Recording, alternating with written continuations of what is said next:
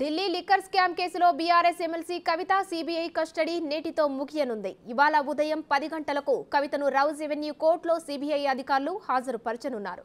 తిహార్ జైల్లో జ్యుడిషియల్ కస్టడీలో ఉన్న కవితను ఈ నెల 6వ తేదీన సీబీఐ విచారించింది. ఈ నెల 11న ఆమెను అరెస్టు చేసి 12న రౌజ్ ఎవెన్యూ కోర్టులో న్యాయమూర్తి కావేరీ బవేజా ముందు హాజరుపరిచింది.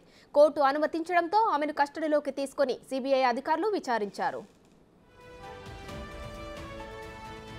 మరోవైపు ఏప్రిల్ 23వ తేదీతో కవిత జ్యుడిషియల్ కస్టడీ ముగియనుంది. ఇక ఢిల్లీ లిక్కర్ స్కామ్ ఈడీ కేసులో ఏప్రిల్ 8న మధ్యంతర బెయిల్ తిరస్కరిస్తూ కోర్టు తీర్పు చెప్పింది.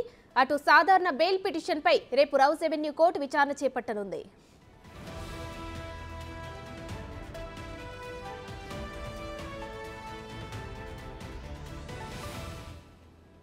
ఢిల్లీ లిక్కర్ స్కామ్ లో కవిత ఈడీ పిటిషన్ ఇవాల్టితో ముగియనుంది. ఇవాళ కోర్టులో హాజరుపరచనున్నారు. దీనికి సంబంధించి మరిన్ని డీటెయిల్స్ మా ప్రతినిధి ఢిల్లీ నుంచి శివ లైవ్ లో అందిస్తారు. శివ, చెప్పండి, ఇవాల్టితో సిబిఐ విచారణ ముగియనుంది. కవితది ఇవాళ కోర్టులో హాజరుపరచనున్నారు.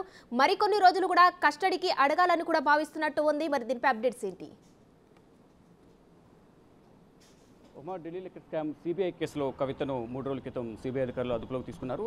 నేటితో సిబిఐ కస్టడీ కూడా ముగియబోతోంది. ఉదయం 10 గంటలకు రౌజ్ ఎవెన్యూ కోర్టులో కవితను హాజరుపరచబోతున్నారు సిబిఐ అధికారులు. ప్రెసిడెంట్ సీజీఓ కాంప్లెక్స్లో సిబిఐ కార్యాలయంలో ప్రెసిడెంట్ కవిత ఉన్నారు. 3 రోజుల పాటు, అంటే నిన్న మొన్న 2 రోజుల పాటు విచారించారు. ఈరోజు వెళ్లే ముందు కూడా కవితను విచారించే అవకాశం కనిపిస్తోంది. 10 గంటలకు కావేరీ బవేజా ముందు హాజరుపరిచిన తర్వాత మరికొన్ని రోజులు సిబిఐ కస్టడీ కోరే అవకాశం అయితే కనిపిస్తోంది.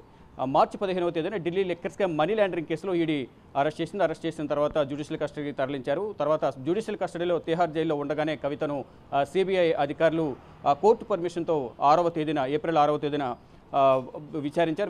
విచారించిన తర్వాత 11వ తేదీన అరెస్ట్ చేశారు. 12వ తేదీన రౌజ్ ఎవెన్యూ కోర్టు హాజరుపరిచిన తర్వాత 3 రోజుల సిబిఐ కస్టడీ తీసుకున్నారు. అంటే 15వ తేదీ వరకు, ఈ రోజు వరకు కస్టడీ ఇచ్చారు. ఈరోజు 10 గంటలకు సిబిఐ కార్యాలయం నుంచి రౌజ్ ఎవెన్యూ కోర్టులో హాజరుపరచబోతున్నారు. అయితే నిన్న మొన్న కవితను కీలకంగా ఢిల్లీ లిక్కర్ స్కామ్కి సంబంధించి మీ పాత్ర ఏంటి, అసలు ఢిల్లీ లిక్కర్ పాలసీలోకి మీరు ఏ విధంగా వెళ్ళారు, ఎవరైనా ప్రోద్బలంతో వెళ్ళారా, ఎవరైనా ఆహ్వానించారా, మీ సొంత నిర్ణయాలతోనే ఢిల్లీ లిక్కర్ పాలసీలో ఢిల్లీలో లిక్కర్ వ్యాపారం చేయడానికి వెళ్ళారనే దానిపై కూడా ప్రధానంగా మొదటి రోజు కవితను ప్రశ్నించినట్టుగా తెలుస్తోంది.